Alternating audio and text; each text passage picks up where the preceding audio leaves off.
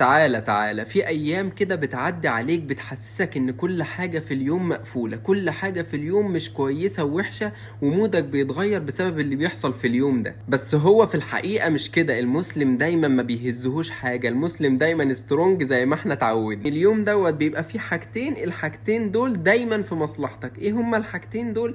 اول حاجة كفارات الذنوب، يعني لما تتخبط برجلك في الباب وتقعد تتنطط في البيت زي الهنود الحمر وتبقى متضايق خالص ومش طايق نفسك، يجي حبيبك النبي صلى الله عليه وسلم ويقول لك: حتى الشوكة يشاكها إلا وكفر الله بها من خطاياه. الحاجة الحلوة رقم 2 في اليوم اللي كله عقبات ومشاكل، ان هو هيخليك تعمل حاجة اسمها تضطر فتعبد. يعني ايه تضطر فتعبد؟